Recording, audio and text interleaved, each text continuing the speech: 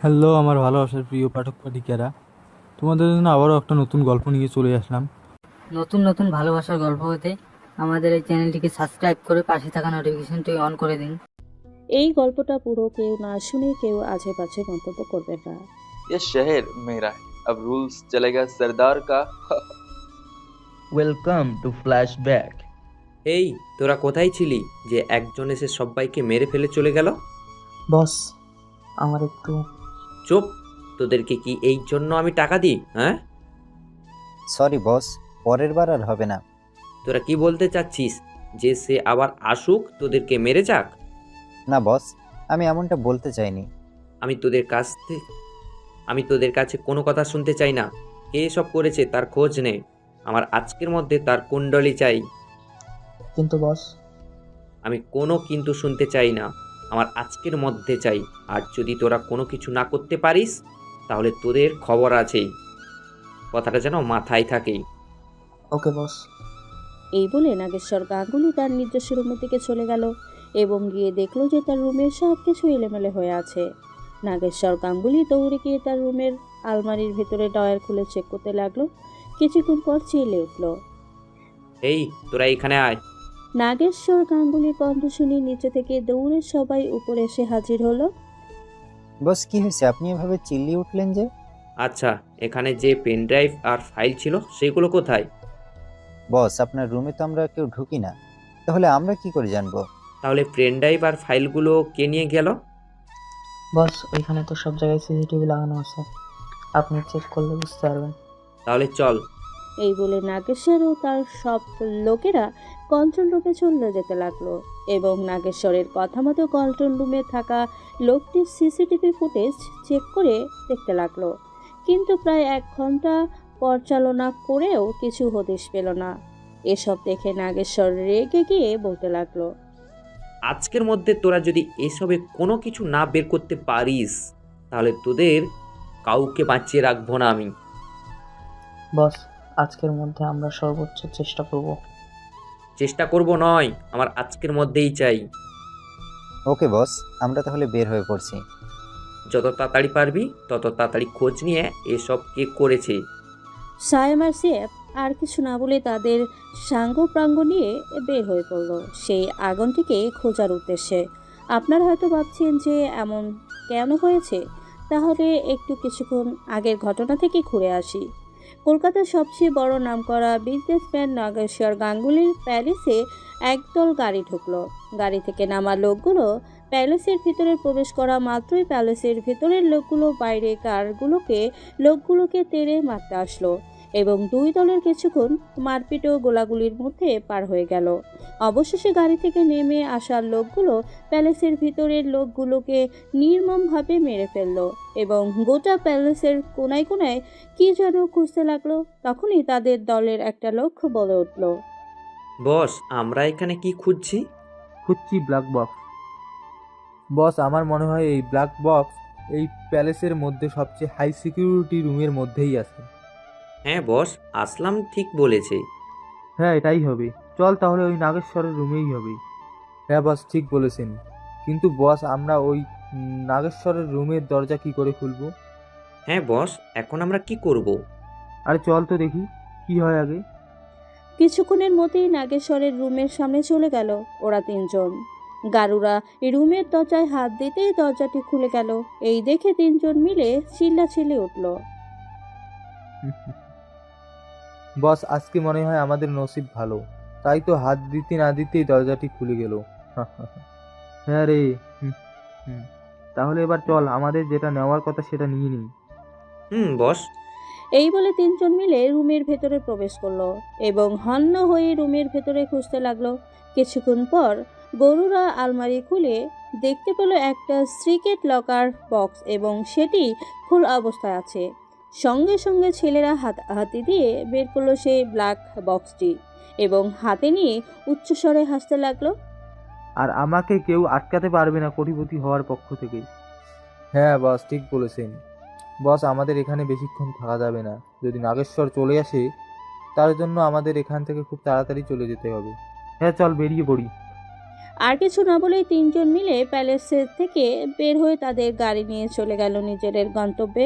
এই ছিল কিছুটা অতীত, চলেন এবার বর্তমানে ফেরা যাক। এদিকে সাইম ও সিয়াব তাদের সাঙ্গপাঙ্গ নিয়ে পুরো শহরের সিসিটিভি ক্যামেরার ফুটেজ করছে, আর অন্যদিকে বস, আপনি যদি এই ভুলটা না করতেন তাহলে হয়তো কিছু হতো না। হ্যাঁ রে টোটন, তুই ঠিক বলেছিস। যদি আমি সব কিছু ঠিকভাবে রেখে যেতাম তাহলে হয়তো কিছুই হতো না। সব কিছুই আমার ভুল। বস, এখন সেটা ভেবে কি লাভ? এখন আপনি চিন্তা করেন যে আপনার মূল্যবান রত্ন ব্ল্যাক বক্স কিভাবে উদ্ধার করবেন। দেখি ওরা কি সব কিছু পারবে নাকি আমাকে কিছু করতে হবে। বস, আমার তো মনে হয় না ওরা কিছু করবে। বস, আপনি কিছু একটা করেন। এভাবেই তারা দুজন মিলে কথা বলতে লাগলো। আপনাদের তো বলাই হয়নি কে বা কি, কে বা কারা। তাহলে বলে, নাগেশ্বরের পরিচয় তো আপনারা প্রথমেই পেয়েছেন। নাগেশ্বরের ডান হাত সায়েম, আর বাম হাত হলো সিয়াম, আর টোটন সে আর কেউ নয়, নাগেশ্বরের পার্সোনাল পিএ। আর যারা এই কাজটা করেছে তারা আর কেউ নয়, গারুরা এই কলকাতা শহরে এক বড় ভাই মাফিয়া বললে ভুল হবে। সেই সব কিছু করে, এমনকি মানুষ খুন করতে হতো তার হাত কাঁপে না। আর গারুরার ডান হাত হচ্ছে আসলাম, আর বাম হাত সে তো এই প্যালেসেই মারা গেছে ইনফ্রম। আসলামও তো সবার তো পরিচয় পেলেনি। চলেন একটু অন্য দিক থেকে ঘুরে আসি। এ রাস্তার পথ ধরে হেঁটে যাচ্ছে এক পথিক, কাঁধে একটা ছেঁড়া ফাটা ব্যাগ। হয়তো রাস্তার ধারেই প্রতিদিন শুয়ে থাকে কোনো এক আধারের গলিতে। ছেলেটা হেঁটে যাচ্ছিল, সামনে থেকে একটা বড় ট্রাক আসে ধাক্কা মারল। ছেলেটি ছিটকে গিয়ে পড়ল রাস্তার ওপর প্রান্তে এবং ছটফট করতে লাগলো। কিছুক্ষণ পর একজন মধ্যবয়স্ক লোক গাড়ি থেকে নেমে ছুটে এলো ছেলেটির কাছে এবং তাকে কোনো রকম কোলে নিয়ে গাড়িতে ওঠালো হসপিটালে নেওয়ার উদ্দেশ্যে। কিছুক্ষণের মধ্যেই হসপিটালে প্রবেশ করলো এবং ডক্টরকে চিৎকার করে ডাকতে লাগলো। Doctor, doctor! হসপিটালের ডক্টর ও নার্সরা এইরকম চিৎকার শুনে রুম থেকে সব ছুটে বের হয়ে এলো এবং সিনহা সাহেবের কাছে থাকা ছেলেটি ঝাড়ে করে ওটিতে নিয়ে গেল। 1 ঘন্টা পার হয়ে গেলে তাও ডক্টরের কোনো খবর পেল না। এই দেখে সিনহা সাহেব একটু নয়, বেশ অনেকটাই টেনশনের মধ্যে পড়ে গেল এবং সে চিৎকার করে বলতে লাগলো, ডক্টর, আপনারা কি করছেন এতক্ষণ ধরে? আমাকে তো কিছু একটা বলেন। ছেলেটা কি আদৌ বাঁচবে? সিনহা সাহেব অপর প্রান্ত থেকে কোনো উত্তর পেল না। বেশ কিছুক্ষণ পর ওটি থেকে একজন ডক্টর বের হয়ে এসেছে। সিনহা সাহেবকে বলতে লাগলো, দেখেন স্যার, আপনি যে ছেলেটিকে নিয়ে এসেছেন এখানে ওনার কি হন আপনি? জানি না ছেলেটা কে, আর ছেলেটা আমার কেউ হয়ও না। আমি তো রাস্তার ধারে তাকে পড়ে থাকতে দেখে এই হসপিটালে নিয়ে এসেছি। সেটা আমি জানি স্যার, আপনি কি রকম মানুষ। আপনার মতো মানুষ আর দুটো হয় না স্যার। আমার মতো মানুষ আমি খুবই কম দেখেছি, তার জন্য তো স্যার আপনাকে এত ভালোবাসি আমরা সবাই। তবে এটা মনে করবেন না যে এই হসপিটালটা আপনার হলে আপনাকে ভালোবাসি। এই হসপিটালটা যদি আপনার না হতো তাও আপনাকে আমরা সমানভাবেই ভালোবাসতাম। সত্যি বলতে কি জানেন স্যার, আপনার মতো মানুষ খুব কম দেখেছি আমরা। তোমরা কি জানো আমি সব কিছু কি জন্য করছি? কেন স্যার? আমি চাই না যে কোনো মানুষ কোনো রকম চিকিৎসা ছাড়াই মারা যাক। আমি প্রতিটা মানুষের সাহায্য করতেই প্রস্তুত থাকি সব সময়। দেখো না, আমার এত টাকা পয়সা ধন দৌলত, আমি এত কিছু নিয়ে কি করব? আমার তো আছে শুধুমাত্র একটা মেয়ে। স্যার আপনি এখানে কি করবেন স্যার? ছেলেটার তো কন্ডিশন অনেক খারাপ। দেখো, আমি এত কিছু জানি না, যে করেই হোক ছেলেটাকে বাঁচাতেই হবে। হ্যাঁ স্যার, আমরা কিছুক্ষণের মধ্যে ওর অপারেশন শুরু করব। যেটা ভালো হবে তোমরা সেটাই করো। আর তোমাদের উপর আমার এতটুকু বিশ্বাস আছে যে তোমরা কোনো কিছু ভুল করবে না। হ্যাঁ স্যার, আপনি আমাদেরকে যে এত বিশ্বাস করেন সেটা আমরা ভালো করেই জানি, আর আমরা আপনার বিশ্বাস কখনো ভাঙতে দেব না। তারপর কিছুক্ষণ কথা বলে ডক্টর ও নার্স সবাই মিলে অপারেশন থিয়েটারের মধ্যে প্রবেশ করলো। প্রায় 3 ঘন্টা অপারেশন চলার পর ডক্টর অপারেশন থিয়েটার থেকে বের হয়ে এলো এবং সিনহা সাহেবকে বলতে লাগলো, স্যার অপারেশন সাকসেসফুল।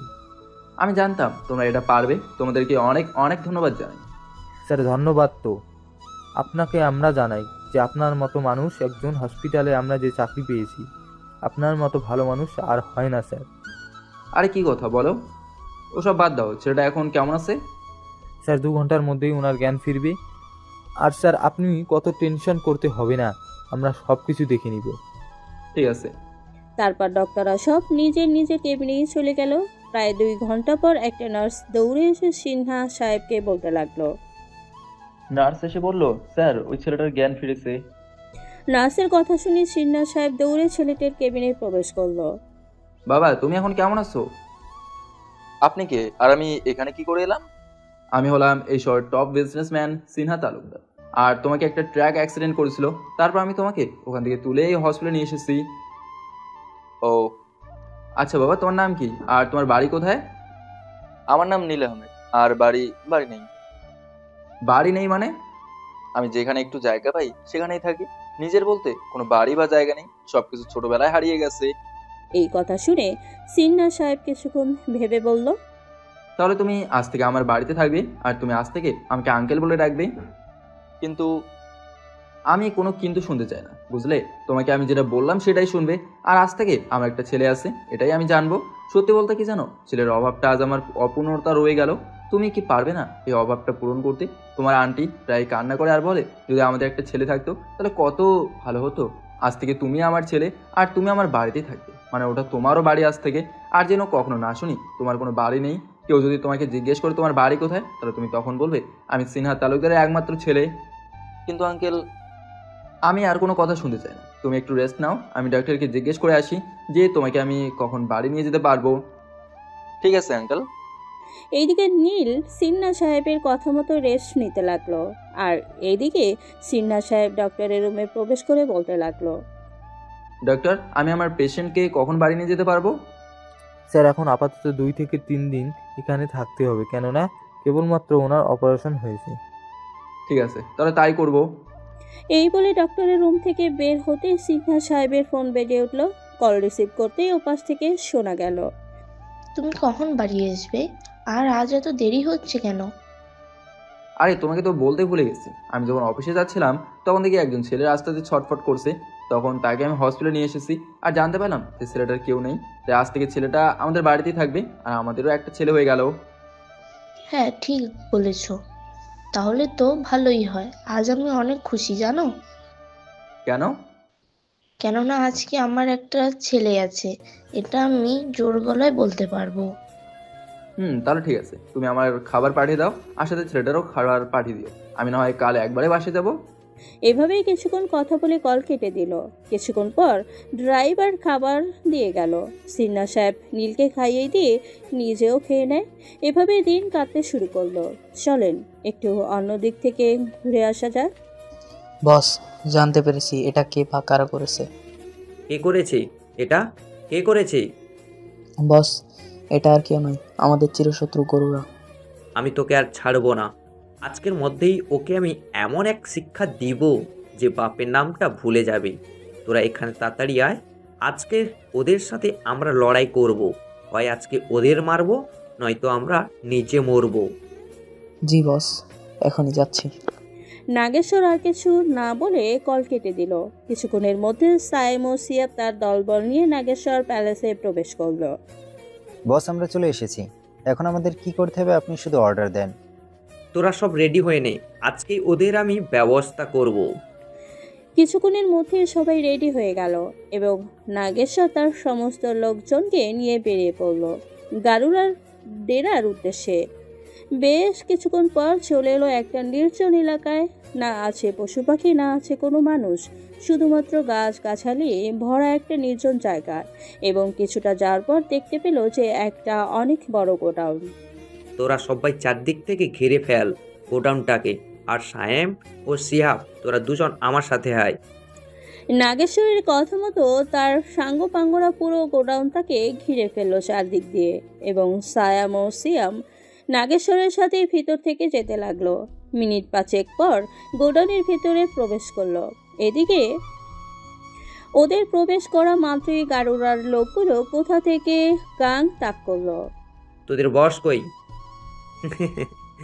বস? আরে তোরা আগে আমাদের সাথেই লেগে ওঠ, তারপর না হয় বসকে ডাকবি। দেখ, আমি তোদের মতো আড্ডু পাণ্ডুদের সাথে কথা বলি না। তোদের বসকে ডাক, নয়তো পুরো ধাজিয়া উড়িয়ে দিব। ওই সবাই শোন কি বলে রে নাগেশ্বর। আবে তোদের আমাদের বস বলছে না, তোদের বস ডাকতে না করে, তা না করে বেশি পাকামো করবি তো এক্ষুনি গুলি ভেদ করে মাথা ছেদ করে দিব। তাই নাকি? তাহলে হয়ে যাক একবার খেলা। এই বলেই গারুরার লোকগুলো ফায়ার করতে লাগলো, আর এদিকে সায়েম ও সিয়াব এমনকি নাগেশ্বর ফায়ার করতে লাগলো। এইদিকে গোলাগুলির শব্দ শুনে ভেতরের রুম থেকে গারুরা বের হয়ে এলো। এসব দেখে গারুরা তার হাতে থাকা পিস্তল দিয়ে ফায়ার করতে লাগলো। এমনকি গোলাগুলির শব্দ পেয়ে বাইরে থাকা নাগেশ্বরের লোকগুলো লাইন ধরে ফায়ার করতে করতে ভিতরের দিকে আসতে লাগলো। বেশ কিছুক্ষণ গোলাগুলির পর গারুরার লোকগুলো একে একে মেঝেতে পড়তে লাগলো। 10 মিনিট পর গারুরার লোকগুলো একটাও বেশি নেই। এই দেখে গারুরা হুমড়ি খেয়ে নাগেশ্বরের পায়ের কাছে এসে পা ধরে বলতে লাগলো, ভাই আমাকে প্লিজ ক্ষমা করে দিন, আমি আর কোনো সময় আপনার সাথে কোনো রকম বেয়াদবি করব না, প্লিজ ভাই আমাকে ক্ষমা করে দিন। তাহলে কিসের জন্য তুই আমার ব্ল্যাক বক্স চুরি করলি বল? তুই যদি এরপরে এরকম কিছু করিস তাহলে পুরো খালাস করে দেব। গারুরা কাঁদতে কাঁদতে বলল, আজ থেকে আমি আপনাকে বস মানব, প্লিজ আমাকে ক্ষমা করে দিন। গারুরার এরকম আকুতি মিনতি দেখে সবাই হাসতে লাগলো এবং নাগেশ্বর বলে উঠল, তোরা সবাই বাইরে যা, একে আমি দেখছি। নাগেশ্বরের কথা মতো তাই করলো। সায়েম ও সিয়াব তার সাঙ্গপাঙ্গ নিয়ে বাইরে যেতে লাগলো। কিছুক্ষণ পর গোডাউনের ভেতর থেকে কারোর চিৎকার ভেসে এলো, দেখলি তো সিয়াব, আমরা যেটা মনে করছিলাম সেটাই হলো, বস গরুরাকে খালাস করে দিল। এসব বলতে বলতেই সামনে থেকে এগিয়ে যাচ্ছিল সবাই। তখনই কোথা থেকে দৌড়ে গারুরা এসে সায়েমের উপর হামলা করলো। কি ভেবেছিলিস তোরা আমি তোদের থেকে ক্ষমা চাইবো? তোরা পুরোটাই ভুল ভেবেছিস। তবে রে শালা তোকে কিছু বলিনি বলে। এভাবে আরও কিছুক্ষণ ওদের মধ্যে লড়াই চলল। শেষ পর্যন্ত গারুরা বিজয়ী প্রাপ্ত হয়ে সামনের দিকে ব্ল্যাক বক্সটিকে হাতে করে নিয়ে যেতে লাগলো। তখনই সিয়াব স্বীকার করে বলল, তুই এই একটা মাত্র ব্ল্যাক বক্স নিয়ে কি করবি? কিছুই করতে পারবি না। এখনো 2টো ব্ল্যাক বক্স আছে, এটা তো শুধু মেটেলের, এখনো 2টা আছে, ওই 2টো কোথায় পাবি? আরে তোর বস যেমন করে এসব প্ল্যান করেছিল আমিও ঠিক সেরকম করেই করব।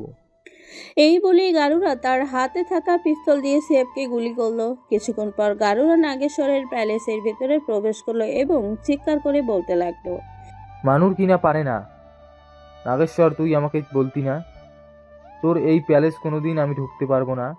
আরে আজ দেখ আমি তোর প্যালেসের রাজা, রাজ করছি। হ্যাঁ হ্যাঁ। এই দিকে তো অনেক কিছুই দেখলাম, চলেন অন্যদিকে থেকেও ঘুরে আসি 2 দিন পর। পারিয়া নীলকে ডেকে নিয়ে আয় তো। যত সব আজাইরা পাবলিক, কোথা থেকে যে এরা আসে। ওই তুই কি বললি? কই কিছু না তো। তাহলে যেটা বললাম সেটা কর। ফারি আর কিছু না বলে সিঁড়ি দিয়ে উপরে যেতে লাগলো নীলকে ডাকতে। আপনারা হয়তো ভাবছেন ফারিয়াটা আবার কে? তাহলে বলি, ফারিয়া আর কেউ নয়, মুম্বাই শহরের টপ বিজনেসম্যান সিনহা তালুকদারের একমাত্র মেয়ে ফারিয়া তালুকদার।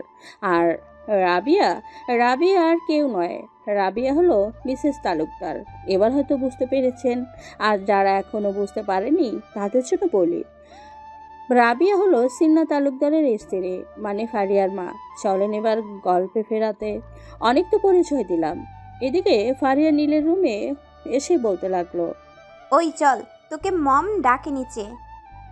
যাচ্ছি। আচ্ছা আপনি কেন আমাকে তুই করে বলছেন? তাছাড়া তোকে আবার কি বলবো, তুই কোথাকার এক ফকিন্নি, কোথা থেকে এসেছে কে জানে, মা বাবার ঠিক নাই আর চলে এসেছে উঠে। এই কথা শুনে নীল রেগে গেল আর খাট থেকে নেমে এসে ফারিয়ার গালে ঠাস করে এক চড় মারলো আর বলতে লাগলো, আপনাদের বাড়িতে আসি বলে যা মন চায় তাই বলবেন, এটা কিন্তু নয়। আর একবার যদি আমার আব্বু আম্মুকে নিয়ে কিছু বলেছো তাহলে তোমার কি যে হবে আমি নিজেও জানি না। তবে রে, তুই আমাকে চড় মারলি তাই না? তোর আমি ব্যবস্থা করছি খুব শীঘ্রই। কেউ কিছু না বলে দুজনে নিচে চলে গেল। টেবিলে বসে সবার খাবার খাচ্ছে। খাবার খেতে খেতে সিনহা সাহেব বলতে লাগলো, নীল আর 2 দিন পর ফারিয়ার বার্থডে, তাই আমি চাই এই সব কিছু দায়িত্ব আমার ছেলের ওপর, মানে তোমার ওপর তুলে দিতে। কিন্তু আঙ্কেল। কোনো কিন্তু নয়, তোমার আঙ্কেল যেটা বলেছে তুমি সেটাই করবে, আর তুমি তো আমাদের ছেলেই, তাই না? তাহলে নীল এই কথা আর ফেলতে পারল না, কেননা তার নিজের মা বাবার পর কোনো এক মা বাবা তার প্রতি তো ভালোবাসা দেখাচ্ছে। এবার বুঝতে পারবি কত ধানে কত চাল। তুই আমার গায়ে হাত দিয়েছিস, তোরে তো। এভাবেই 2-3 দিন পার হয়ে গেল।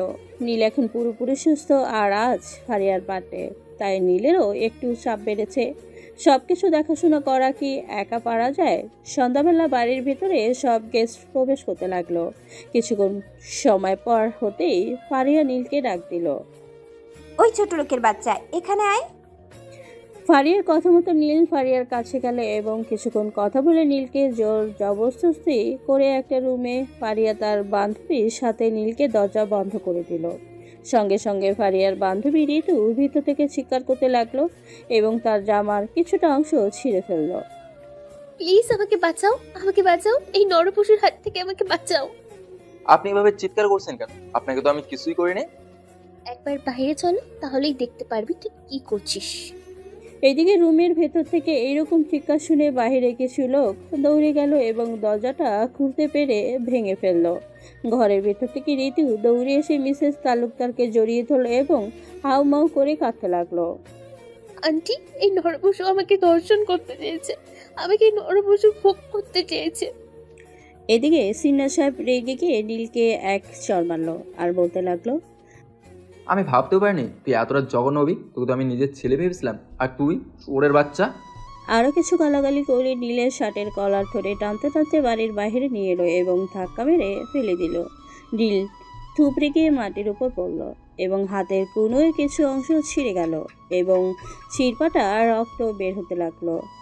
কুত্তার বাচ্চা, তুই যদি কোনো সময় এই মুখ আমার সামনে দেখাস তাহলে তোর খবর খুব খারাপ হবে। নিজের ছেলে ভেবেছিলাম বলে পুলিশে দিলাম না, তোর ভাগ্য ভালো। কিছুক্ষণ নীরবতা চলল। আরে শত্রু শত্রু খেলায় কি বন্ধু হওয়া যায়? বন্ধু হলেই তো বিপদ। শত্রু খেলায় রক্ত ঝরবে, কুকুর শিয়াল কুকুর ঘেউ ঘেউ করবে। শত্রু মিত্র হলেই তো বিপদ। ভেবেছিলাম সবকিছু ভুলে যাবো, কিন্তু তুই যে শেষ পর্যন্ত সত্যিকারের বেঈমান বের হলে। শত্রু শত্রু খেলায় রক্তের গন্ধটা অন্য একরকম। বন্ধুকে পিছন থেকে ছুরি মারলে আবার বেঈমানিও বলি। শত্রু শত্রু খেলা আরম্ভ। এই শহর হবে রক্তে মাখামাখি। এই নিকৃষ্ট শহরে রক্তের বন্যা বইবে। খুব বেশি দেরি নয়, বন্ধুকে যখন মেরেছি মরতে তো নিজেকেও হবে। তুই কি বলতে চাস? সময় সব সময় এক যায়, সময়েরও দিক আছে। সময় যদি খারাপ না যেত তাহলে কি ঘড়ির কাটার জায়গায় ফুল থাকতো না? দেখা হবে খুব তাড়াতাড়ি রক্ত মাখামাখির ময়দানে। এই বলে নীল চলে যেতে লাগলো। তখনই, এই ছোট লোকের বাচ্চা, তোর এই ছেঁড়া ফাটা ব্যাগটা কে নিবে? আরে বড় লোকের বেটি, আমি তো ভুলেই গেছিলাম আমার ব্যাগটাকে। এই ব্যাগটাই তো সব ব্ল্যাক, তবে কারণ নয়, অন্ধকারে নয়, তবু আলোকিত নয়। 3টে গুটি রাজা একটাই। রক্তের খেলাতে মেতে উঠবে 3টে গুটি। রক্তময় দুনিয়ায় রক্ত খেকু পিশার্সরা সব ভয় করছে এই নিকৃষ্ট অন্ধকার শহরে। অন্ধকারে শুধু রক্তই চাই, রক্ত হলেই অন্ধকার হবে এই আলোয় রঞ্জিত। এই বলে আমি আমার ব্যাগটাকে কাঁধে নিয়ে কোনো এক অজানা গন্তব্যে রওনা দিলাম বেশ কিছুদিন পর। আজ 2 দিন হয়ে গেল, এখনো পর্যন্ত তোমরা জানতে পারলে না যে এটা কে করেছে। স্যার, আমরা জানার চেষ্টা করছি, তবে আশা করি খুব তাড়াতাড়ি তাকে আমরা খুঁজে বের করব। দেখো নিয়াজ, এটা কোনো ছোটোখাটো ব্যাপার নয়। ওয়ার্ল্ডের টপ বিজনেসম্যান আসিফ আহমদের সম্পদ, যিনি বলেছিলেন যে তার উত্তরাধিকারী যদি না থাকে তাহলে এটা পুরোপুরি সরকারের। তবে তার একটা ছেলে আছে, কিন্তু আমরা এখনো পর্যন্ত সে কে জানতে পারিনি। তাই যতদিন না জানতে পারছি ততদিন আমাদের এটাকে দেখাশোনা করতে হবে। আর এটি এতদিন ছিল গুজরাটের বিজনেসম্যান ভিকির কাছে, তবে সেটা আমরা জানতে পারিনি।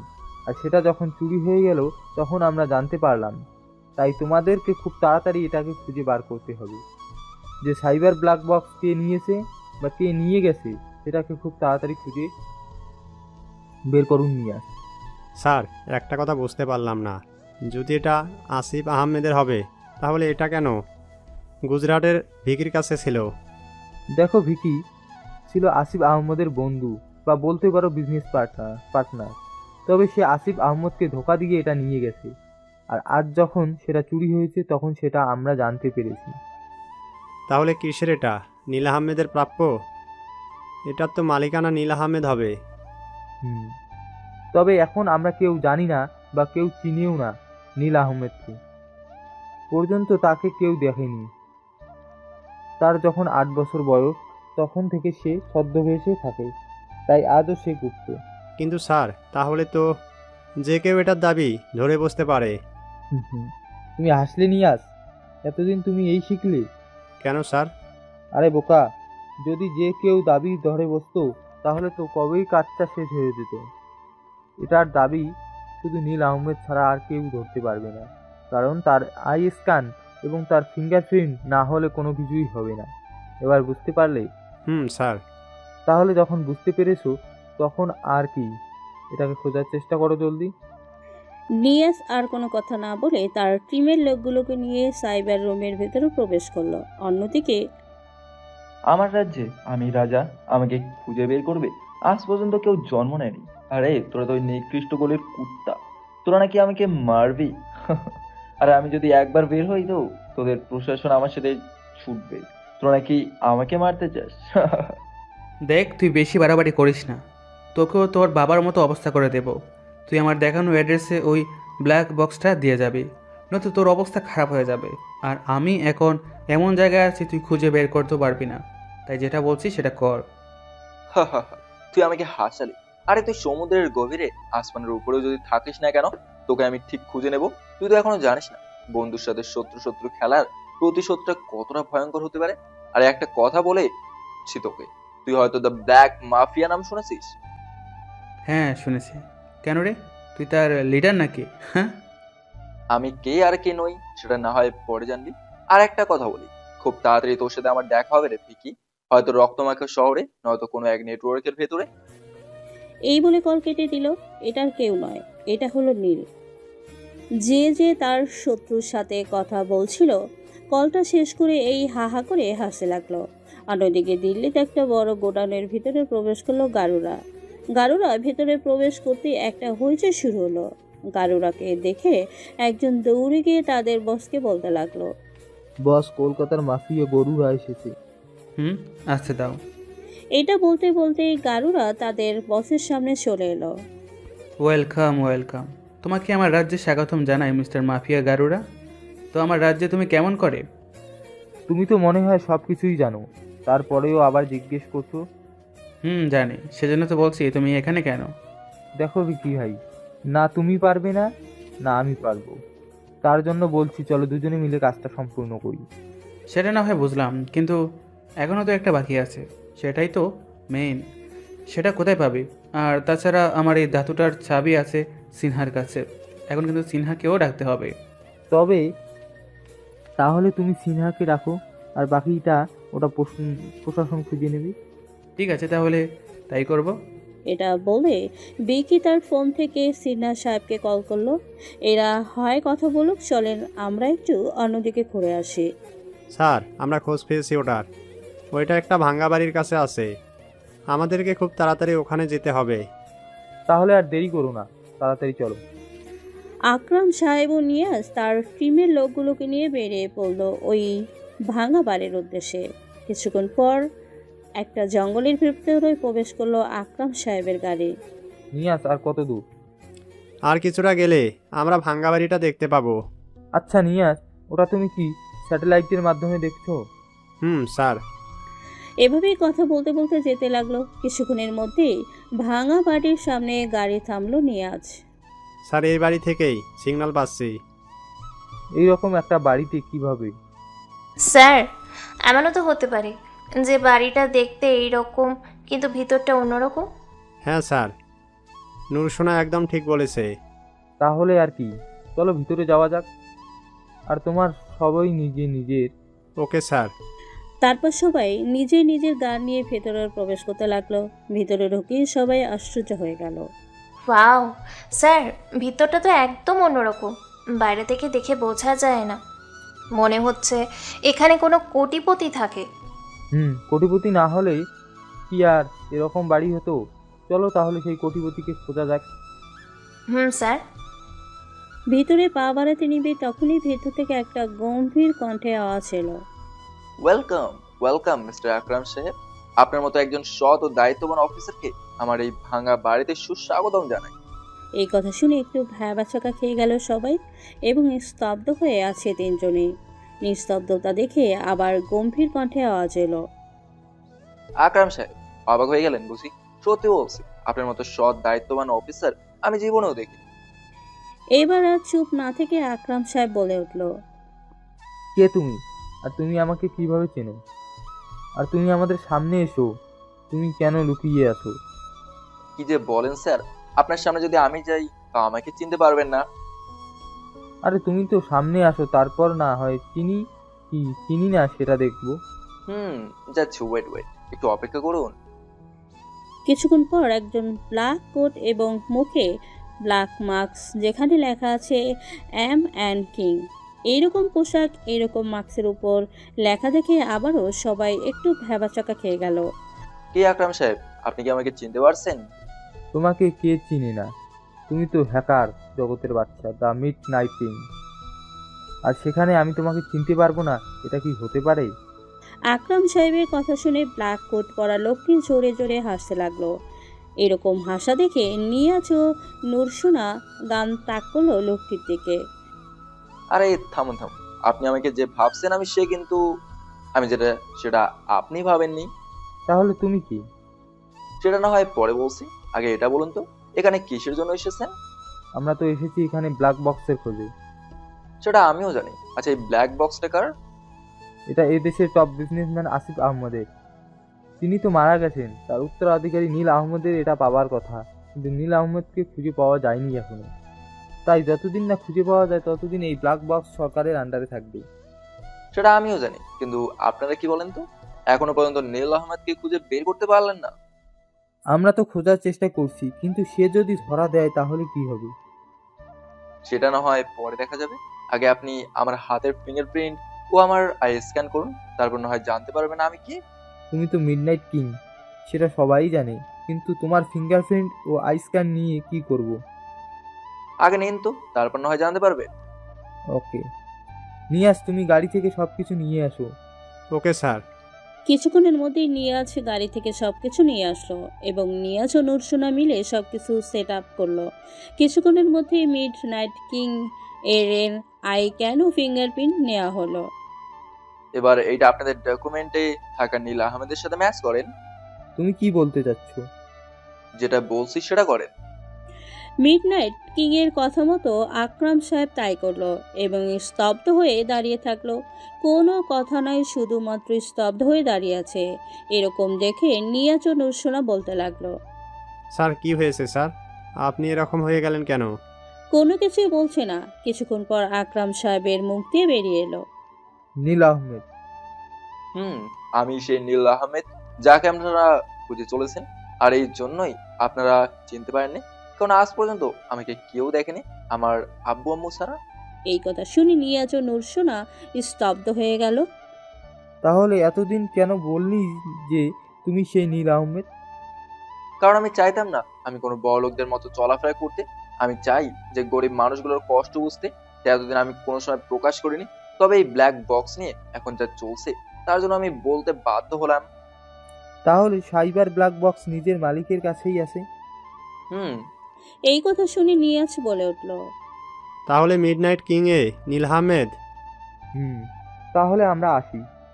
যেহেতু এই জিনিসটা যাকে দেওয়ার দরকার ছিল তার কাছে আছে, তাহলে তো কোনো সমস্যা নেই। সেটা আপনারা ভালো করে জানেন, তবে যখন এসেছেন তখন তো কপিটা হয়ে যাবেন। আপনাদের জন্য সেটা আমি রেডি করে রেখেছি। এই কথা বলতে না বলতেই একটা ট্রোন উড়ে আসে, যেটাতে প্লেনে 4 কাপ কফি রাখা আছে। এটা দেখে তিনজনই আহাম্মকের মতো তাকিয়ে রইল। এভাবে তাকিয়ে আছেন কেন? কফি তো নেবেন। নিশ্চয়। তারপর 4 জন মিলে কফি খেলো। কিছুক্ষণ পর, তাহলে আমি আসিনি, যদি কোনো সময় প্রয়োজন হয় তাহলে নিশ্চয়ই জানাইব। আমরা সবসময় তোমার সাথে আছি। ঠিক আছে স্যার, আশা করি কোনো প্রবলেম হবে না। আর যদি কোনো প্রবলেম হয় তাহলে নিশ্চয়ই জানতে পারবে। ঠিক আছে, তাহলে তুমি সাবধানে থেকো, আমরা আসি। এই বলে 3 জন মিলে বেরিয়ে পড়লো। বেশ কিছুক্ষণ পর নীল তার ভাঙা বাড়ি বলতে ভুল হবে, কিন্তু নামকরণ তো আমাদের লেখক সাহেবই করেছেন। তার জন্য বলি, ভাঙা বাড়িতে নীল বসে আছে। তখনই বাইরে থেকে গুলির শব্দ আসতে লাগলো। শুনে নিন। ততক্ষণ না তার কম্পিউটার স্ক্রিনে দেখতে লাগলো যে বাইরে আর কেউ নয়, গুজরাটের বিজনেসম্যান বিকি ও গারুরা এবং তাদের সৈন্য সমস্ত। এই দেখে নীল মনে মনে বলল, কি ব্যাপার, এরা এখানে? এরা এই ঠিকানায় কি করে জানলো? কিছুক্ষণ যেতেই বাড়ির দরজা ভেঙে সবাই ভিতরে প্রবেশ করলো আর গারুরা চিল্লিয়ে বলে উঠল, ওই কুত্তার বাচ্চা নীল আহমেদ বেরিয়ে আয়। এদিকে চিল্লাপাল্লা শুনে আর নীল না বসে থেকে তার কোট এবং মাস্ক পরে বেরিয়ে আসলো। এদিকে তো নীলকে দেখে প্রায় অনেক জনের অবস্থা খারাপ, কেননা সে আর কেউ নয়, তাদের সামনে কোনো উপস্থিতি মিড নাইট কিং, যাকে সবাই দেখলে ভয় থরথর করে কাঁপে। বাকিটা তো আছে। নীল নিচে সে ওদের সামনে দাঁড়িয়ে বলতে লাগলো, বল, তোরা কি বলবি? আর তোরা আমার এই বাড়িতে কি করিস? আর তোরা কিসের জন্য এখানে এসেছিস সেটা আগে বল। দেখ ভাই, তোর সাথে আমার কোনো শত্রুতা নেই। আমরা এখানে এসেছি নীল আহমেদের খোঁজে। আর কিসের জন্য এসেছি সেটা হলো তার কাছে সাইবার ব্ল্যাক বক্স আছে, সেই কারণে। এবার বুঝতে পারলি? কিন্তু তোরা কি করে জানলি সেটা? তুই আমাকে আসালি? আর এমন কোনো কাজ নাই যেটা আমার পক্ষে করা সম্ভব নয়। আর তুই তো মাত্র মিডনাইট কিং। এদিকে কথা চলছিল, তখনই বাড়ির ভেতরে প্রবেশ করলো সেই তিনজন। তারা আর কেউ নয়, আকরাম সাহেব নিয়ে আছে অনুসোনা। এদেরকে দেখে গারুরা ও ভিকি জোরে জোরে হাসতে লাগলো এবং বলে উঠল, কিরে, এই তো সৈন্য সামন্ত, এরা আবার নাকি তোকে উদ্ধার করবে। তোরা আমাদেরকে কম ভাবিস না। আরে তোরা কি ভাবছিস আমরা শুধু তিনজন? একবার পিছনে ফিরে তো দেখ। পিছনে ফিরে দেখলো প্রায় 25টার মতো তাদের প্রশাসনের সদস্য এসেছে। আর মাত্র কয়েকজন, তাহলেই হয়ে যাক খেলা শুরু মিস্টার আকরাম। ফায়ার! বলতে না বলতেই সবাই পার করতে লাগলো। এটিকে প্রশাসনের লোকেরাও আর করতে লাগলো।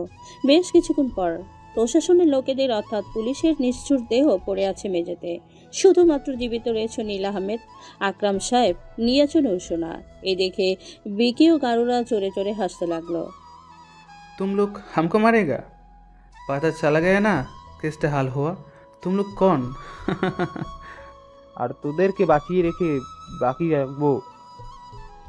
শুধুমাত্র বলে দে ব্ল্যাক বক্স কোথায়। আমার জান চলে গেলেও আমি বলবো না।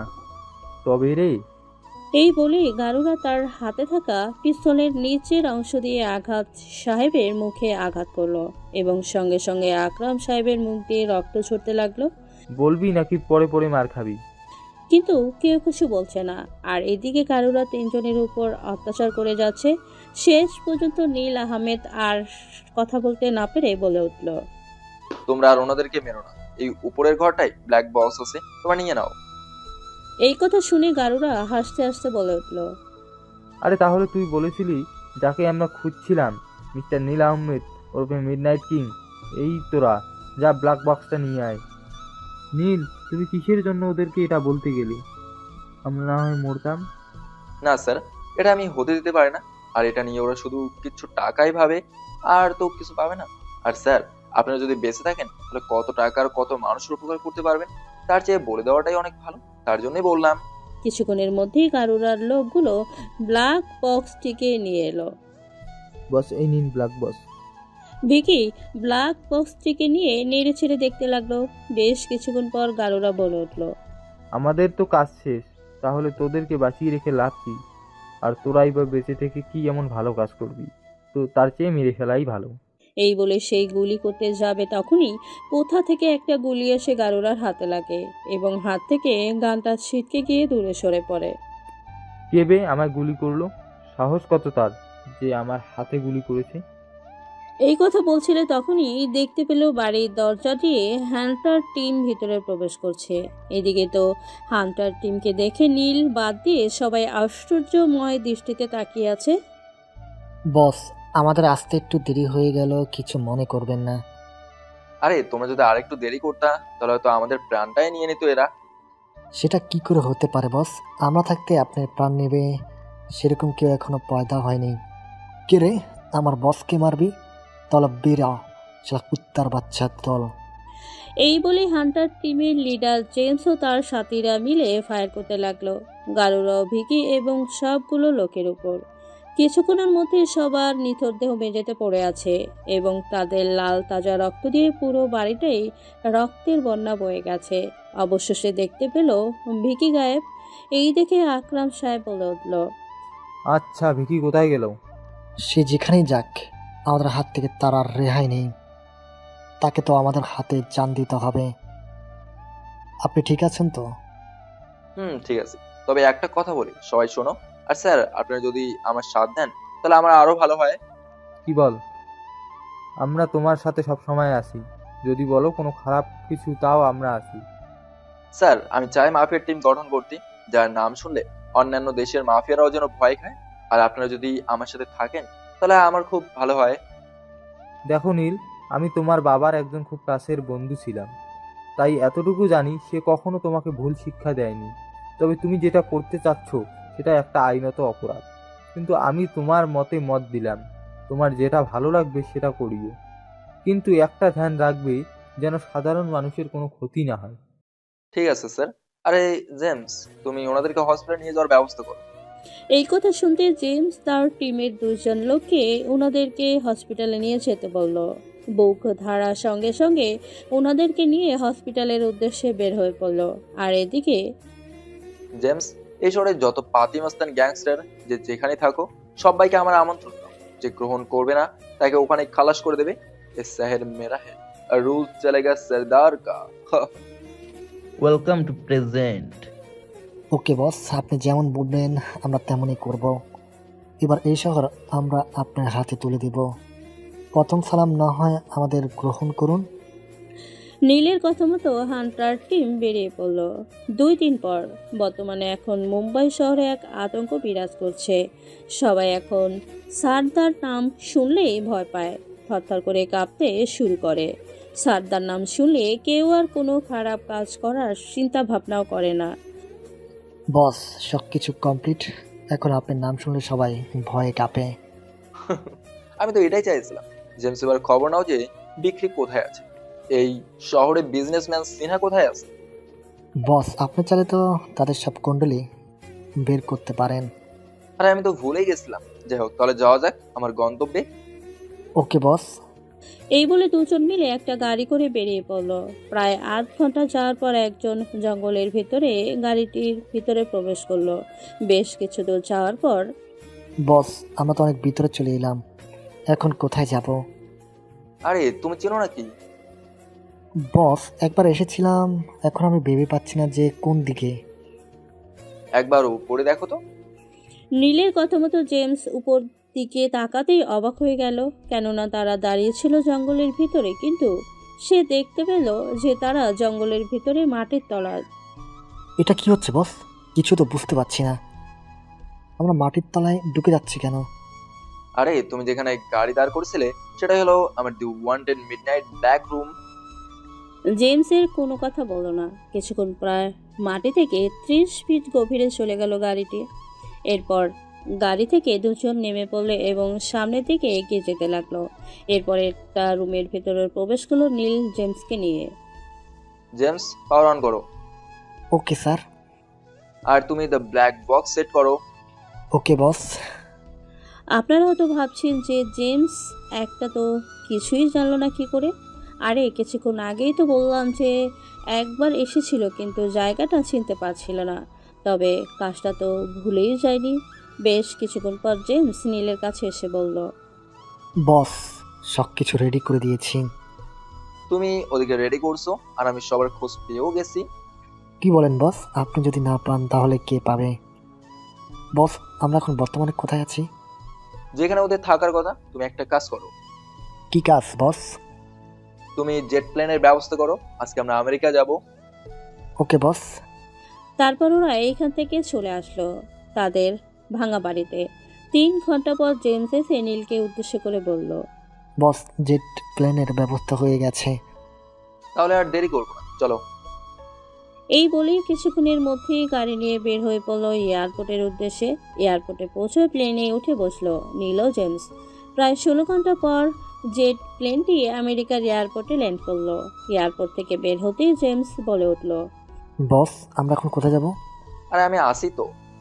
এই কথাটি বলতে না বলতেই কোথা থেকে একটা ব্ল্যাক কালারের মার্সিটি গাড়ি তাদের সামনে এসে থামলো। গাড়ি থেকে একটা লোক বেরিয়ে নীলকে উদ্দেশ্য করে বলল, বস এই নিন গাড়ির চাবি। লোকটি গাড়ির চাবিটা দিয়ে চলে যেতে লাগলো। এদিকে নীল জেমসকে নিয়ে গাড়িতে বসে পড়লো এবং গাড়ি নীল নিজে ড্রাইভ করতে লাগলো। এদিকে তো জেমস পুরাই অবাক, কেননা সে ভাবতে পারেনি যে আমেরিকা শহরে নীলের এত চেনা জানা। বস আপনি কি এর আগে আমেরিকা এসেছেন? আরে এই আমেরিকার শহরের এমন কোনো জায়গা নেই যে আমি চিনি না, আর তুমি আমাকে জিজ্ঞেস করছো আমেরিকা এসেছি কিনা। আমি তো জানতাম আপনি শুধু ইন্ডিয়ায় থাকেন, তাই আর কি। এভাবেই কথা বলতে লাগলো তারা দুজন। গাড়ি যেন হাওয়ায় উঠছে, ফুল স্পিড নিয়ে গাড়ি চালাচ্ছে। কিছুক্ষণের মধ্যে একটা বড় বাড়ির সামনে এসে গাড়ি থামলো। চলো আমরা আমাদের গন্তব্যে চলে এসেছি। বস এই বাড়ি কার? আগে ভেতরে তো চলো, তারপর না হয় জানবে। জেমসের কিছু বলল না, গাড়ি থেকে নেমে ভেতরের দিকে যেতে লাগলো। প্রথমে বাইরের গেটে নীল তার ফিঙ্গারপ্রিন্ট দিল, তারপর গেট খুললো। বাড়ির ভেতরে প্রবেশ করতেই জেমস পুরো অবাক হয়ে গেল, কেননা বাড়ির ভেতরে বড় একটা ছবি লাগানো আছে, যেখানে নীল তার আব্বু আম্মুর সাথে দাঁড়িয়ে আছে। বস এটা আপনার বাড়ি? তুমি ঠিক ধরেছো, এটাই আমার বাড়ি। তবে এতটা আশ্চর্য হওয়ার কিছু নেই, এখানে তো অনেক কিছুই দেখানোর বাকি আছে তোমাকে জেমস। মানে আর কি বাকি আছে বস? আর আমি আর কিছু দেখতে চাই না। থেকে আর কিছু দেখতে বা জানতে চাইলে দেখে যাবে আমি নিজে হাত পিল করেছি। আরে মাত্র এতটুকুতেই তোমার হাতে করা অবস্থা, তাহলে সবকিছু জানলে কি করবে শুনি? জানি না বস, তবে বেশি কিছু না জানাই ভালো। জানবে, আস্তে আস্তে সবকিছু জানতে পারবে। এই কথা বলে নীল উপরের রুমে চলে গেল, সাথে জেমসও গেল। জেমস উপরে গিয়ে দেখতে পেলেও দুইজন বেড হয়েছে, একজন মহিলা অপরজন একজন পুরুষ। এইদিকে জেমস বলে উঠল, এটা তো আপনার আব্বু আম্মু তাই না? দেখো না, আমার আব্বু আম্মু ঘুমিয়ে আছে, আমার কথা একদম শোনে না। ওই জেমস তুমি বলো না আমার আব্বু আম্মুকে আমার সাথে কথা বলতে। ওই জেমস বলো না। এই বলে হাউ মাউ করে কাঁদতে লাগলো নীল। জেমস আর দাঁড়িয়ে না থাকে নীলকে রুম থেকে বের হয়ে আনলো এবং তাকে সান্ত্বনা দিল।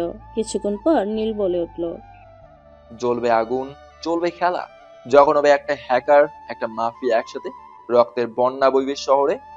বস আপনি একটু রেস্ট নিন। তা তো নিবই। কেউ কেউ লড়ে টাকার জন্য, কেউ লড়ে তার ক্ষুধার জন্য, আর আমি লড়ি প্রতিশোধের জন্য। রক্তের পিপাসা চেপে আছে মাথার উপর, আমার এই পাপীদের রক্ত চাই, রক্তের বন্যা বইবে শহরে। জেমস তুমি এক্ষুনি গিয়ে আমার বাচ্চাকে নিয়ে আসো। নীলের কথা মতো জেমস চলে গেল নিচে গাড়ি থেকে তার বসের বাচ্চাকে নিয়ে আনতে। আপনার হয়তো ভাবছেন নীলের আবার বাচ্চা কি করে এলো? আরে সবুর করুন, সব কিছু জানতে পারবেন। কিছুক্ষণ পর জেমস তার হাতে একটা ছোট দেখে মোবাইল বলে ভুল হবে, পুরোটা স্ক্রিন এবং একটা জিনিস নিয়ে এসে নীলেরকে দিল আর বলে উঠল, এ নিন বস আপনার বাচ্চা। নীল সেটাকে নিয়ে কিছুক্ষণ টিপাটিপি করলো। আর অন্যদিকে পুরো আমেরিকাতে তোলপাড় লেগে গেছে, কেননা আমেরিকার সাইবার সিস্টেম এখন অন্যজনের কাছে। এদিকে আমেরিকার হ্যাকার এজেন্সি সেই আগন্তুককে খোঁজার চেষ্টা চালাচ্ছে। স্যার আমাদের এখন আর কিছু করার নেই, আমাদেরকে ওই আগন্তুকের কথা মতো কাজ করতে হবে। কি বলছো ভিক্টর? তার কথা মতো যদি আমরা কাজ করি তাহলে এই দেশের প্রশাসন কোনো কাজে লাগবে না, শুধুমাত্র তার কথায় চলতে হবে। কিন্তু স্যার আমাদের কিছু করার নাই, তাছাড়া এখন উনি যেটা বলছে সেটা শুনতে হবে। ঠিক আছে, উনি কি বলতে চাচ্ছে সেটা আগে ভালো করে শোনো। রবার্টের কথা মতো ভিক্টর তার কম্পিউটার স্ক্রিনে কমান্ড দিল। অপর পাশ থেকে একটা টাইপিং ভেসে উঠল, যেখানে লেখা আছে, I want this city. In this city I want to play blood games, but there will be no harm to common people. Those who act against the law will be harmed, and that's what I want to do. And this is why I tell you this is so that you don't turn your nose at me. Mind it. এইগুলো থেকে Victor বলতে লাগলো, sir উনি এই শহরে রাজ করতে চায়, এক কথায় ওনার কথা মতো চললে আমাদেরও ভালো হবে। কিন্তু এটা তো আইনত অপরাধ। স্যার হতে পারে এটা উল্টো পথে, কিন্তু কাজটা সঠিক। সেটা তো আর আমার একার ডিসিশন হলে হবে না, এখানে সবার মতামত লাগবে। স্যার, খুব তাড়াতাড়ি আপনি সবার মতামত নেওয়ার চেষ্টা করেন, নয়তো পুরো দেশ তছনছ হয়ে যাবে। হ্যাঁ, আমি খুব তাড়াতাড়ি জানাচ্ছি তোমাকে। এই বলে সার্ভার রুম থেকে বের হয়ে গেল রবার্ট এবং দেশের সমস্ত রাজনীতিবিদ ও বড় বড় বিজনেসম্যানদের সাথে আলাপ করলো। বেশ কিছুক্ষণ পর রবার্ট সার্ভার রুমে প্রবেশ করে বলতে লাগলো, তুমি বলো যে এটা আইনত অপরাধ, কিন্তু আমরা পারমিশন দিচ্ছি। আর এই কারণেই পারমিশন দিচ্ছি কারণ সে কোনো ছোটোখাটো মানের মানুষ নয়, সে হলো ওয়ার্ল্ডের টপ নাম্বার 1 হ্যাকার এবং বর্তমানে সে 15টি দেশের টপ মাফিয়া, যার নাম শুনলে পুরো দেশ কাঁপে। স্যার, আপনি কি করে জানলেন? আর একজন হ্যাকার কিভাবে এত বড় মাফিয়া হতে পারে? আরে বুদ্ধ, তুমি ওই টাইপিংয়ের নিচে লেখাটা দেখোনি? কই স্যার, আমি তো কিছু বুঝলাম না। তুমি একটু ধ্যান দিয়ে দেখতো ওখানে নিচের কর্নারে কি লেখা আছে। তার স্যারের কথা মতো ভিক্টর দেখতে লাগলো। নিচে লেখা আছে যে এ শহর মেরা হ্যায়, আব রুলস চলেগা সর্দার কা। স্যার, এটা তো মাফিয়াকে সর্দার। তুমি ঠিক ধরেছো, তার জন্যই তো কেউ অমত করেনি তাকে পারমিশন দিতে। তুমি বলো যে আমাদের এখানে সবাই তাকে পারমিশন দিয়েছে। রবার্টের কথা মতো ভিতর তাই করলো। এদিকে নীল তার স্ক্রিনে দেখতে পেল যে পারমিশন গ্রাউন্ডেড, তাই সে চিল দিয়ে বলে উঠল, जेम्स, इस शहर भी मेरा होगा। अब मेरा राज जगह पूरे वर्ल्ड में जिधर भी जाएगा उधर ही मेरा नाम चलेगा। अब रूल्स होगा सरदार का। এদিকে তো জেমস পুরো আশ্চর্যময় দৃষ্টিতে নীলের দিকে তাকিয়ে আছে। এদিকে তো অনেক কিছুই শুনলেন। চলেন একটু অন্য দিক থেকেও ঘুরে আসি। একটা 20 তলা বিল্ডিংয়ের উপরে বসে আছে বিকি ও সিনহা সাহেব। তখনই একজন দৌড়ে এসে তাদের দুজনকে উদ্দেশ্য করে বলে উঠল, রাব্বি হাবাতে হাবাতে বলল, বস বস। বস বস না করে কি হয়েছে বলতো? রাব্বি আবার বলল, বস, আমেরিকার শহর এখন সর্দারের কন্ট্রোলে, সবকিছু সর্দার লিড করছে, এমনকি প্রশাসনও তার সাথে আছে। তো কি হয়েছে? এখানে আমাদের কিছু করার নেই। আরে এখন আমরা ব্ল্যাক বক্সের মালিক, আমাদেরকে কেউ কিছু করতে পারবে না। ব্ল্যাক বক্সকে নেওয়ার জন্য এত কিছু করলাম কি সাথে? আর এখন আমাদেরকে রিল্যাক্স করতে দে, তুই এখন যা। রাব্বি তাদের কথা শুনে চলে গেল। রাব্বি হলো বিকি ও সিনহার নতুন লোক। বেশ কিছুদিন পর আমেরিকা শহরে হইচই পড়ে গেল, কেননা সারদার তার হ্যান্ডার টিম নিয়ে পুরো শহরে ঘুরে বেড়াচ্ছে এবং কোনো বেআইনি কাজে জড়িত থাকা লোকগুলোকে মেরে দিচ্ছে। সবাই এখন আতঙ্কে আছে, যেখানেই পাচ্ছে সেখানেই তাকে গুলি করে মেরে দিচ্ছে। এদিকে এসব শুনে তো প্রশাসনের লোকেরাও আতঙ্কে আছে, কিন্তু তারা সবাই গুণগান করছে সারদারের, কেননা সে তো ভালোই করছে। শহরের যত বেআইনি কাজ সব কিছু বন্ধ হয়ে যাবে। বেশ কিছুক্ষণ পর হ্যান্ডার টিমের গাড়িটা একটা বড় বিল্ডিংয়ের সামনে থামলো। তাদের লোকগুলো পুরো বিল্ডিংটাকে চারপাশ থেকে ঘিরে নিল। নীল ও জেমস বিল্ডিংয়ের লিফট নিয়ে একবার উপর ভবনে উঠে গেল। কিছু দূর যাওয়ার পর একটা রুমের দরজা ভেঙে রুমের ভেতরে প্রবেশ করলো নীল ও জেমস। রুমের ভেতর বিকি ও সিনহা সাহেব ছিল এবং দরজা ভেঙে কাউকে আসতে দেখে তাদের তো অবস্থা বেহাল। ওদেরকে এরকম অবস্থা দেখে নীল বলে উঠল, কিরে, তোরা আমার থেকে পালিয়ে মনে করেছিস বেঁচে যাবি? তোদের ধারণাটাই ভুল। আজ পর্যন্ত এই সর্দারের হাত থেকে কেউ বাঁচেনি, আর তোরা তো আমার শত্রু। তোরা কি করে ভাবলে আমার হাত থেকে বেঁচে যাবে? যখন সব খেলা শেষ হয় আমার খেলা শুরু হয়। সব আগুনে নেভে, কিন্তু প্রতিশোধের আগুন অত সহজে নেবে না যতদিন না তার শত্রুকে শেষ না করে। তোর কি চাই? টাকা? এই নে, এই টাকা সব তুই রাখ। তো আমাদেরকে ছেড়ে দে, আমরা আর কোনো সময় কোনো খারাপ কাজ করব না। তোরা ভাবলে কি করে আমি তোদেরকে ছেড়ে দেবো? প্লিজ আমাদেরকে ছেড়ে দাও। আমি না তোমার বাবার বয়সী, আমাদেরকে ছেড়ে দাও। আমরা কোনো সময় এরকম খারাপ কাজ করব না, আমরা ভালো হয়ে যাব। ওই চুপ, অনেক হয়েছে তোদের ন্যাকামো, এবার থাম। তোদেরকে তো এখনো কিছু জিনিস দেখানো বাকি আছে। নীলের কথা শেষ না করতেই রুমের ভেতর আশিক আহমেদ ও আনিস আহমেদ প্রবেশ করলো। এইদিকে তো এদেরকে দেখে ভিকি ও সিনহার বেহাল অবস্থা। ওদের এই অবস্থা দেখে নীল বলে উঠল, কিরে, তোরা অবাক হয়ে গেলে নাকি? যাদেরকে তোরা নিজের হাতে মেরেছিস তারা এখানে কি করে এলো, তাই না? আরে রাখি আল্লাহ মারে কে? আমার মতো একজন ছেলে থাকতে এরকম মা বাবা কিভাবে মারা যায় শুনে? আর তোরা তো পিছন থেকে আঘাত করছিস। কুকুররাও পেছন থেকে আঘাত করে না? তোরা তো কুকুরের থেকেও জঘন্য। এই বলে নীল দুজনকে গুলি করে দিল আর বলতে লাগলো, প্রতিশোধের আগুন নিভলো অবশেষে। আব্বু, আম্মু, তোমাদের ছেলে সবকিছু ফিরিয়ে এনেছে। আমি জানতাম আমার ছেলে সব কিছুই পারবে। এমন কোনো কাজ নেই যেটা আমার ছেলে পারে না। তাহলে এখানে থেকে আর কি করব? চলো আমরা নিজের দেশে যাই। আব্বু, তুমি যা বলবা তাই হবে। আশরাফ আহমেদের কথা মতো পরের দিন সবাই ওদের নিজের শহরে ফিরে আসলো। নীল কিন্তু ওর সাথে করে জেমসকেও এনেছে। জেমস আসতে চায়নি, কিন্তু নীলের জোরাজোরিতে আসতে বাধ্য হয়েছে। বেশ কয়েকদিন পর ডাইনিং রুমে লাঞ্চ করছে সবাই মিলে, তখনই আসিফ আহমেদ বলে উঠল, নীল, আমার একটা ইচ্ছা আছে। কি ইচ্ছা আব্বু? তুমি একবার বলে তো দেখো। তোমার ছেলে তোমার ইচ্ছা পূরণ করতে এক পায়ে খাড়া। তা তো আমি জানি, তাহলে আমার ইচ্ছাটা বলি। আব্বু বলো। আমি চাই যে খুব তাড়াতাড়ি তোমার বিয়ের কাজটা সম্পূর্ণ করতে। এই কথা শুনে নীলের গলায় খাবার আটকে গেল। সঙ্গে সঙ্গে জেমসের পানির গ্লাসটা বাড়িয়ে দিল। এই দেখে আসিফ আহমেদ বলে উঠল, তুমিও না কথাগুলো ঠিক টাইমে বলতেও পারো না। এখন কি দরকার ছিল এসব কথা বলার? দেখলে তো ছেলেটার গলায় খাবার আটকে গেল। আরে না না, কিচ্ছু হবে না। ওর বিয়ের কাজটা খুব তাড়াতাড়ি সম্পূর্ণ করব। আব্বু, আমি এখন বিয়ে করতে চাই না। না, তোর জন্য আমি একটা মেয়েকে পছন্দ করে রেখেছি। আমি আর তোর বিয়ে লেট করতে চাই না। আমি জানি না, চিনি না কোনো মেয়েকে আমি বিয়ে করব। তুমি চেনো আর কথা বলেছো আগে তার সাথে। সে কে?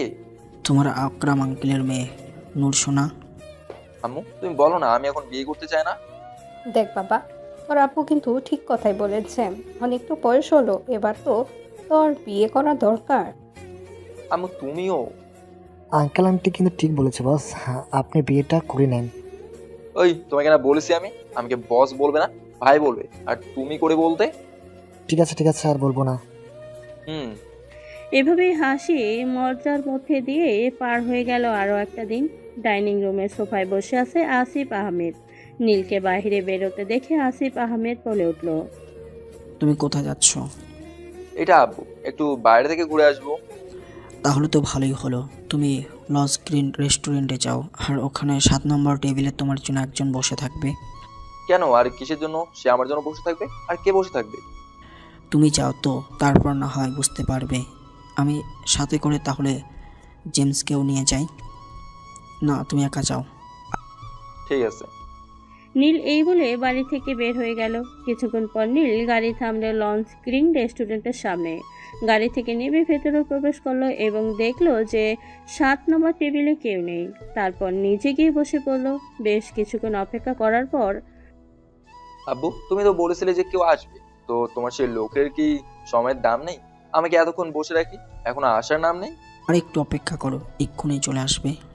তারপর কল কেটে দিল। কিছুক্ষণ পর একজন মেয়ে 7 নম্বর টেবিলের কাছে এসে বলে উঠল, আমি কি এখানে বসতে পারি? তাহলে আপনি এসেছেন আমার জন্য? আর এত দেরি করলেন না? আমি কখন ধরে বসে আছি। সরি, একটু দেরি হয়ে গেল। তো কিছু অর্ডার করি? কি খাবেন বলেন আপনি। নূরসোনা চেয়ারে বসে উপরে কথাটা বলল। প্রতি উত্তরে নীল বলে উঠল, আপনি অর্ডার করুন, আপনার যেটা ভালো লাগবে। তাই বলে হয়? আপনি অর্ডার দেন। ওকে, ঠিক আছে, দিচ্ছি। ওই ভাই, এদিকে আসো। নীল একটা ওয়েটারকে দেখে উদ্দেশ্য করে উপরে কথাটা বলল। ওয়েটার এসে বলল, ওয়েটার বললো, জি স্যার বলেন। দুটো ম্যাকাচিনো। আরে কিছু খাবার অর্ডার দিল। কিছুক্ষণ পর ওয়েটার এসে খাবারগুলো সার্ভ করে গেল। তো আমাকে এখানে কিসের জন্য আনা হয়েছে শুনে? কেন? আপনাকে কিছু বলেনি? আপনি কি কিছু জানেন না? কই, তেমন তো কিছু বলেন, তবে এতটা তো বুঝতে পেরেছি যে এটা বিয়ের। আপনার আর আমার বিয়ে ঠিক করেছে বাড়ি থেকে। তো আপনার কেমন মেয়ে পছন্দ শুনি? আমার আপনার মতো। এই কথা শুনে নূরসোনা লজ্জায় লাল হয়ে গেল। লজ্জা মাখা কণ্ঠে বলে উঠল, তাই নাকি? তাহলে তো ভালোই। যে আমার আব্বু আম্মুর খেয়াল রাখবে, তার সাথে আমারও রাখবে। যে সব কিছু ভালোভাবে পরিচালনা করবে, মাঝে মধ্যে আমার কাপড়গুলো ধুয়ে দেবে, আমার এলোমেলো জীবনটাকে সাজিয়ে দেবে, যে আমার মাঝে মাঝে একটু আদর যত্ন করবে, এমন মেয়েই আমার পছন্দ। ভালোই তো। আচ্ছা, এর আগে কোনো মেয়ের সাথে কি কখনো রিলেশন করেছেন? হবে হয়তো 100টার মতো। এই কথা শুনে নূরসোনা অবাক দৃষ্টিতে নীলের দিকে তাকিয়ে আছে। নূরসোনাকে এরকম তাকিয়ে থাকতে দেখে নীল বলে উঠল, আরে আমি মজা করছিলাম। আজ পর্যন্ত কোনো মেয়ের সাথে রিলেশন দূরে থাক, কোনো মেয়ের আশেপাশেও যায় নাই। হুম, তাহলে তো ভালোই। তা স্যার, আমাকে কি আপনার পছন্দ হয়েছে? আমার আব্বু আম্মু যখন পছন্দ হয়েছে, তো আমার কেন হবে না শুনি? এসব কথা বলতে বলতেই তারা খাওয়া দাওয়াটা শেষ করলো। তারপর নীল বিল দিতে যাবে তখনই, আরে বিল দিতে হবে না, বিল আমি আগেই পে করে দিয়েছি। এবার চলেন দুইজন একটু ঘুরে আসি। কোথায় যাবেন? আমি তো বাইরে খুব কম বের হই, তাই অতটা চিনি না, জানি না। আপনার যেখানে মনে হয় সেখানে নিয়ে চলেন। ঠিক আছে, তাহলে গাড়িতে উঠে বসুন। নূরসোনা আর কিছু না বলে গাড়িতে উঠে বসলো। বেশ কিছুক্ষণ পর গাড়িটা একটা নদীর ধারে এসে থামলো। নূরসোনা গাড়ি থেকে নেমে অবাক হয়ে দেখতে লাগলো চারদিকটা। ওয়াও, খুব সুন্দর একটা জায়গা, আমার খুব ভালো লেগেছে। আমি এর আগে কখনো এরকম জায়গায় আসিনি। এই বলে নূরসোনা নীলকে জড়িয়ে ধরলো, বলতে লাগলো, অনেক অনেক থ্যাংক ইউ আপনাকে, যে আমাকে এইরকম একটা জায়গায় নিয়ে এসেছেন। এই বলে মেয়ে বেটি, এদিকে যে একটা মানুষকে জড়িয়ে ধরেছে খুশিতে, সেটা কোনো ব্যাপারই না মনে হয়। এবার তো ছাড়েন। সরি, আমি আসলে খুশিতে ভুলবশত কাজটা করে ফেলেছি। আর তাছাড়া তো কয়েকদিনের মধ্যে আমাদের বিয়ে হবে, তাই না? তাহলে ক্ষতি কি? ঠিক আছে। তারপর বেশ কিছুক্ষণ ঘোরাঘুরি করার পর বাড়ি কখন যাবেন? যাবো তো, তো আমাকে দিয়ে আসেন। বিয়ের আগেই শ্বশুর বাড়ি? আমি যাব না। কেন, গেলে কি ক্ষতি হবে শুনি? ক্ষতি হবে না, তবে আমি বিয়ের আগে তো যাব না, এটা নিশ্চিত। ওকে, যেতে হবে না, আমাকে তো বাড়ির সামনে নামিয়ে দিয়ে আসবেন। নীল আর কিছু না বলে নূরসোনাকে নিয়ে যেতে লাগলো। বেশ কিছুক্ষণ পর নূরসোনাদের বাড়ির সামনে এলো। নূরসোনা গাড়ি থেকে নেমে নীলকে বিদায় দিল। তারপর নীল নিজেও গাড়ি করে বাড়ি চলে এলো। বাড়ির ভেতরে প্রবেশ করতে মিসেস আসিফা আহমেদ বলে উঠল, কিরে, মেয়ে কি পছন্দ হয়েছে? তোমাদের পছন্দ মানে আমার পছন্দ, দ্বিতীয়বার বলার কোনো মানে নেই। তোমরা যেটা ভালো বুঝবে সেটাই করবে। আর আমি এতটুকু বিশ্বাস রাখতে পারি যে আমার আব্বু আম্মু কোনো সময় আমার জন্য খারাপ কোনো কিছু করবে না। এই বলে নীল তার নিজের রুমে চলে গেল। পরের দিন সকালে, আব্বু কোথায় গেছে? প্রতিদিন তো সকালে পেপার পড়ে। তোমার আব্বু তোমার আকরাম আঙ্কেলের বাড়ি গেছে, মানে তোমার শ্বশুর বাড়ি গেছে বিয়ের দিন ঠিক করতে। আমি তো বললাম কিছুদিন পর বিয়ে করব। কিন্তু তোমার আব্বুর যে সহ্য হচ্ছে না। তোমার আব্বু তোমার বিয়ে খুব তাড়াতাড়ি যে চাই, বুঝেছো? সেটা তো আমি বুঝতে পেরেছি। নীল বিকালে ছাদে বসে আছে, তখনই তার ফোনটা বেজে উঠলো। ফোন রিসিভ করতেই, আসসালামু আলাইকুম। ওয়ালাইকুম আসসালাম। কে বলছেন? এত তাড়াতাড়ি ভুলে গেলেন? না মানে চিনতে পারলাম না। আর তাছাড়া আমি তো কোনো মেয়ের সাথে মিশি না। মেয়ের সাথে মিশে না বলে নিজের হবু বউকে ভুলে যাবেন? বুঝতে পেরেছি। তো কি করছেন, আর আমার নাম্বার কোথা থেকে পেলেন? এই তো বসে আছি আর বান্ধবীদের সাথে আড্ডা দিচ্ছি। আর আপনার নাম্বার, সেটা তো আব্বুর মোবাইল থেকে নিয়েছি আমি। আর আপনি একজন পপুলার মানুষ, আপনার নাম্বার সবার কাছে থাকা তো কথা, তাই না? আমি মোটেও কোনো পপুলার মানুষ নই, আমি সাধারণ মানুষ। সেটা তো আমি জানি। মিউনাইট কিং এবং সারদারটা কে শুনি? সেটা তো অন্য ব্যাপার, তাই না? এখন আমি সাধারণ মানুষ। আজকে বিয়ের দিন ঠিক করতে আপনার আব্বু এসেছে। তো মশাই, কবে বিয়ে করবেন শুনি? যেদিন ঠিক করবে। বাহ, তাহলে তো আমার হবু হাজবেন্ডের খুব ধৈর্য আছে, মানতে হবে। ধৈর্য না থাকলে কি আর এত বড় মানুষ হতে পারি? এভাবেই কথা বলতে বলতে সময়টা পার হয়ে গেল। রাত্রে খাবার টেবিলে বসে খাবার খাচ্ছিল সবাই। তখনই আসিফ আহমেদ বলে উঠল, সময় করে একদিন শপিং করতে যাস। আর তোর বিয়ে আজ থেকে 15 দিন পর, মানে 15 তারিখ শুক্রবার, ওই দিনে তোর বিয়ে। এত তাড়াতাড়ি? একটু তাড়াতাড়ি ঠিক করেছি, কেননা আমরা চাই না আমার নাতি নাতনির মুখ না দেখে মরতে। তোর আব্বু কি সব কথা বলো? আমি আর লজ্জাতে থাকতে না পেরে আমার নিজের রুমে চলে এলাম। দিলে তো আমার ছেলেটাকে লজ্জা পাইয়ে। বিয়ে করতে তখন দেখবে সব লজ্জা চলে গেছে। এভাবেই দিন কাটতে শুরু করলো। আজ 15 তারিখ, নীল আর নুরসোনার বিয়ে। নীল বাসার ঘরের গেটের সামনে দাঁড়িয়ে আছে, তখনই জেমস এসে বলে উঠল, কি ভাই, তুমি এখনো রুমে যাওনি? मेरे को डर लग रहा है भाई। अरे भाई, आपको नहीं पता है? क्या? अरे भाई, ये शहर में सबको पता है, शब्दार कोई जुगता नहीं और हस्ताशाइन राज करता है।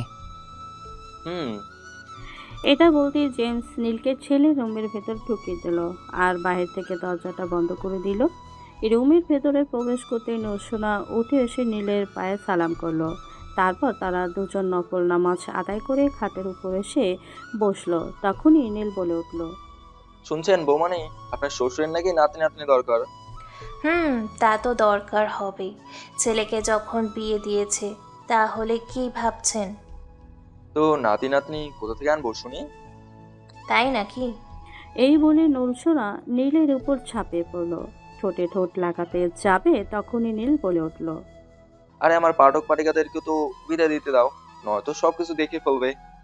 তা আপনার পাঠক পাঠিকারা এত লজ্জা কেন শুনি? কে বললো ওরা লুচ্চা? ওরা খুব ভালো। ওই মামারা, এখন আপনারা যান। এর থেকে বেশি কিছু জানতে চাইলে বিয়ে করে ফেলেন আমাদের মতো। আল্লাহ হাফেজ।